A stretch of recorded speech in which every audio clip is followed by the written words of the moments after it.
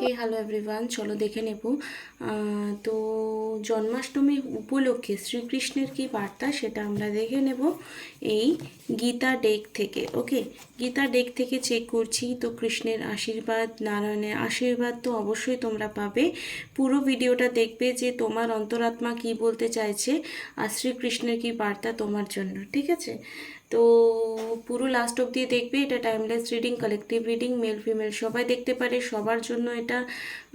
লাইফে যা কিছু প্রবলেমস চলছে সেটার বেস করে এটা দেখাবো রিডিংটা। তো পুরো লাস্ট অবধি দেখবে। আমি হলাম সুমনা, যে তোমাদের জন্য tarot card reading, spiritual mantras, law of attraction, law of assumption নিয়ে ভিডিও আনি। যদি ফার্স্ট টাইম আমার চ্যানেলে এসছো তাহলে চ্যানেলটাকে সাবস্ক্রাইব করতে একদমই ভুলবে না।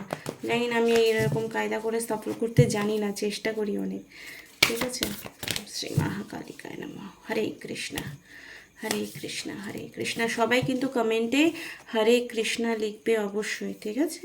তো চলো দেখে নেব তোমার অন্তরাত্মা কি বলতে চাইছে এই মুহূর্তে। Best of yogi, the sacred Om, pure devoted, okay, the time of death, our enemy, good qualities. অবশ্যই হরে কৃষ্ণা ক্লেম করবে এনার্জিটা।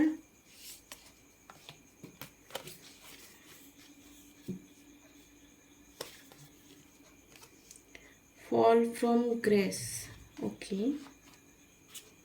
আর একটা কার্ড নেব। আজকে যেহেতু কৃষ্ণর কথা বলা হচ্ছে, ল্যাম্প অফ নলেজ। তো আমরা এখানে কার্ডস অনেকগুলো বার করে নিয়েছি। তো এখানে অন্তরাত্মা তোমার কি বলতে চাইছে সেটা হচ্ছে টপিক। তো এখানে বেস্ট যোগীর কার্ড এসছে। তো দেখো, তোমার লাইফে প্রবলেমস এলেও তোমাকে ধীর স্থির নিশ্চয় হয়ে তোমার কাজটা এতটা মন দিয়ে করতে হবে যেমন একজন যোগী সাধনা করেন, ঠিক আছে? তো এখানে যে শ্লোক আছে সেটা আছে যোগীম আপি সম্ভবম মদ মদগমনান্ত রাত্মনা শ্রদ্ধাবান ভজতে यो মাং স মে युक्त মতা। তো এটার অর্থ হচ্ছে the one of the filled with faith, his entire being given over to me, is the most intimately united with me, is the best of all. যদি কেউ লাইফে পথ হারিয়ে ফেলেছো, কি করবে খুঁজে পাচ্ছ না, কি করবে বুঝতে পারছো না, তো তুমি ঈশ্বরের শরণাপন্ন হতে পারো, নারায়ণের শরণাপন্ন হতে পারো। যদি তুমি নারায়ণকে অনুভব করো, নারায়ণকে নিজের সোল ইষ্ট ভাবো, বা গুরু ভাবো, বা ভাই ভাবো, বা দাদা ভাবো, যা কিছু ভাবতে পারো, যার যেটা কানেক্টেড ফিল হচ্ছে, যে সম্পর্কটাতে কানেক্টেড ফিল হচ্ছে, সেটা ভেবে তার প্রতি যদি শরণাপন্ন হও, তো তোমার প্রবলেম অনেক অনেক সলভ হবে। কারণ আমরা এই ধরনীতে জন্ম নিই শুধুমাত্র ঈশ্বরকে জানার জন্য, কিন্তু আমরা ঈশ্বরকে জানা বাদ দিয়ে কিন্তু সব কাজই করি, ঠিক আছে? দ্য স্কেয়ার্ড ওম, এখানে কি বলছে? আই এম দ্য, এখানে সংস্কৃত আর পড়ছি না, তোমরা বাংলাটাই পড়বে, সরি ইংলিশটাই পড়ে আমি মিনিংটা বলছি।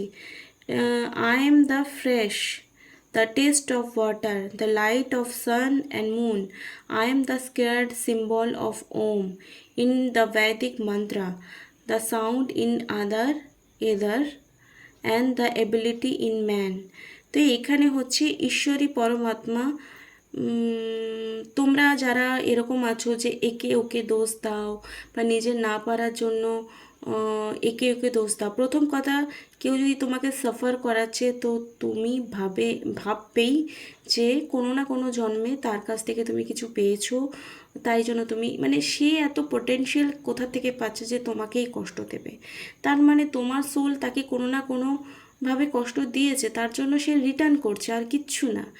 তো একে ওকে দোষ না দাও, একমাত্র ঈশ্বরই সমস্ত কিছুর, আমরা ঈশ্বরের হাতে কঠপুতলি। তো যা কিছু করাচ্ছেন ঈশ্বর, যা কিছু করাচ্ছেন ঈশ্বর। ঈশ্বরের সমর্পণ হয়ে যদি তুমি কোনো কিছু করো তাহলে কোনো কিছুই তোমার কষ্ট আর অনুভব হবে না বা কাউকে দোষ দিতে ইচ্ছাও করবে না। আচ্ছা, এখানে পিওর ডিভোটেডে কথা এসছে, my pure devoteds dwell in me, their lives surrendered me and they drive great satisfaction and joy এলাইটমেন্টিং other and speaking about me. তো এখানে একটা কথাই বলা হয়েছে যে এখানে যারা ঈশ্বরকে শরণাপন্ন হয়, মানে তোমার অন্তরাত্মায়, আমি কি বলি, মনের মধ্যেই নারায়ণ বাস করে, ঠিক আছে? তো তোমার মধ্যে যদি সেই নারায়ণকে জাগরণ করে তুমি রেখেছো, তাহলে ঈশ্বর তোমাকে প্রত্যেক মুহূর্তে সাহায্য করছে যে তোমার এখন কি করা উচিত, কি করা উচিত নয়, ঠিক আছে? দ্য ডেট অফ টাইম, যদি তোমার লাইফের কিছু এরকম সার্কেল, কিছু পার্সন যদি লাইফ থেকে চলে যাচ্ছে বা কারোর ডেথ হয়ে যাচ্ছে বা সামথিং কিছু লস হচ্ছে, তো এটা অ্যাকচুয়ালি তার সময় ছিল। সময়ের আগে আর সময়ের পরে কিছু হয় না। যে যতটুকু সময় নিয়ে এই ধরিত্রীতে এসছে সে ততটুকুই কিন্তু বাঁচবে, এটার কোনো ব্যাপার নেই। আওয়ার এনিমি, তোমাদের যে শত্রুপক্ষ ছিল, তো by what is the implement and sinful acts even unwilling, as if engaged by force, Krishna replied,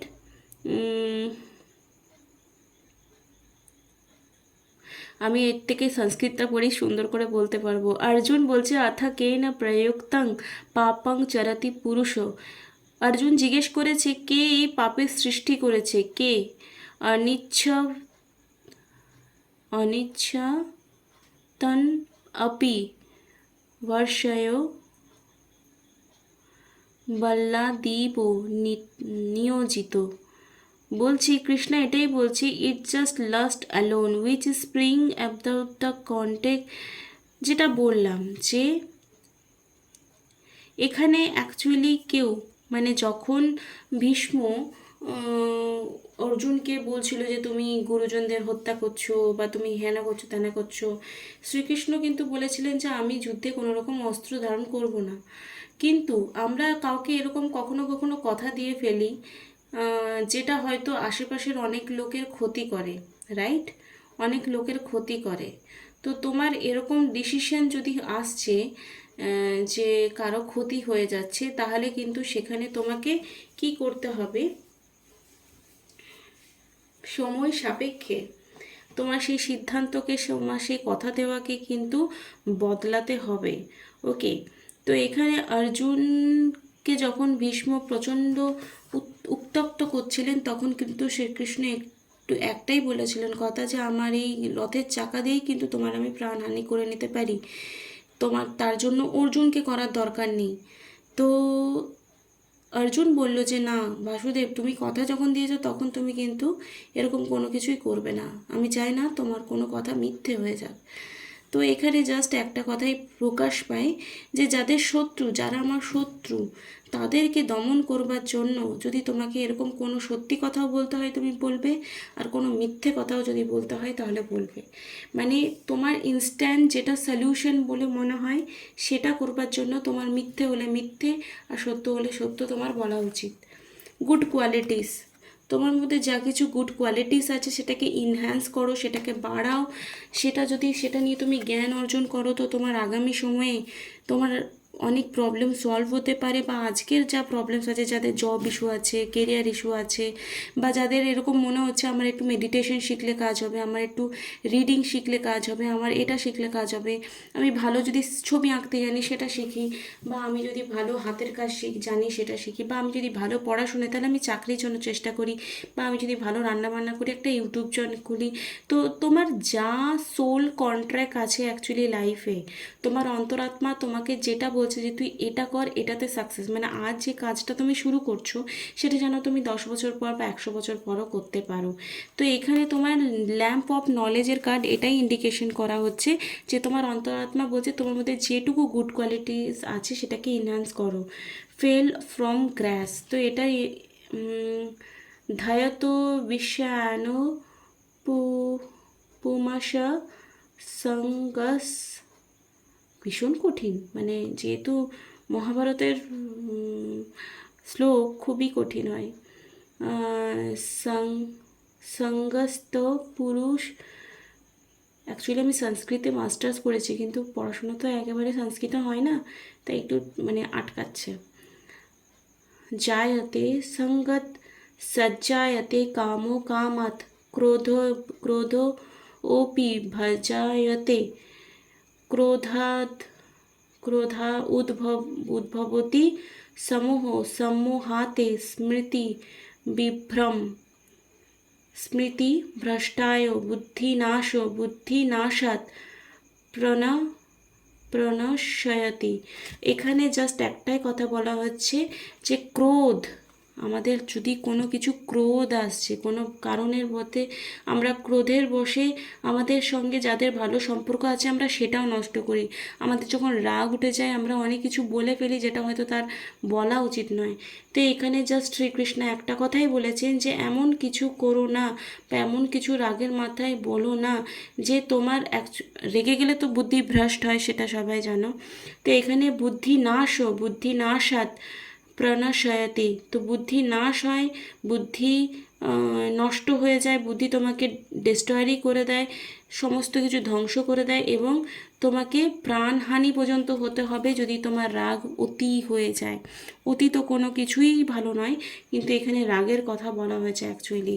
তো যাদের যাদের এই জিনিসগুলো ঠিক করার আছে অবশ্যই ঠিক করে নেবে। তো আমি যেহেতু কৃষ্ণের জন্মদিন উপলক্ষে তোমার অন্তরাত্মা কি বলছে সেটা বার করছে, তো আমি হরে কৃষ্ণ হরে রাম জাপ করে এই এঞ্জেল ডেক থেকে তোমাদের জন্য গাইডেন্স চাইবো। Hare Krishna Krishna Krishna Hare Hare, Hare Ram Ram Ram Hare Hare. Okay, it's up to you card এসছে যে তুমি যেটাতে বিশ্বাস করো অ্যাকচুয়ালি তুমি সেটাই ডিজার্ভ করো।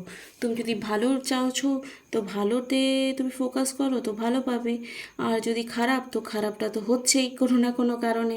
ট্রাস্ট, এখানে যাদের যাদের ট্রাস্ট ইস্যু আছে তাদের ট্রাস্ট আসে, নিজের উপর ট্রাস্ট করো, তারপর অটোমেটিকলি আশেপাশের যাকে বিশ্বাস করার মতো সিচুয়েশন আসবে তাকে তুমি ঠিক বিশ্বাস করে আসবে। পারফেক্ট টাইম, তোমার যদি মনে হচ্ছে যেটা একটু আগে বললাম কৃষ্ণের মামা কংসকে বধ করার যে স্টোরিটা বললাম, যদি লাইফে এরকম কিছু জিনিস আটকে গেছে বলে মনে হচ্ছে, তার মানে তার পারফেক্ট টাইম অ্যাকচুয়ালি আসেনি। ডিভাইন টাইম ছাড়া তুমি যতই রেমেডিস করো, যতই রিডিং দেখো, যতই পজিটিভ দেখো, হবে না ওটা কিছুতেই। আর তোমার ডিভাইন কোথায় থাকে? তোমার অন্তরাত্মা, তোমার হৃদয়ে নরনারায়ণ বাস করছে। কোথাও বাইরে যেতে হবে না, যদি মন না করছে না কোথাও বাইরে যেতে হবে না। তুমি রেগুলার সামান্য পুজো পাঠ করো, মেডিটেশন করো, তুমি ফিল করতে পারবে তোমার অন্তরাত্মার মধ্যেই নরনারায়ণ বাস করছেন। তো আশা করি তোমাদের এই রিডিংটা ভালো লেগেছে। ভালো লাগলে লাইক কমেন্ট শেয়ার সাবস্ক্রাইব করতে একদমই ভুলবে না। খুব ভালো থেকো। হরে কৃষ্ণা।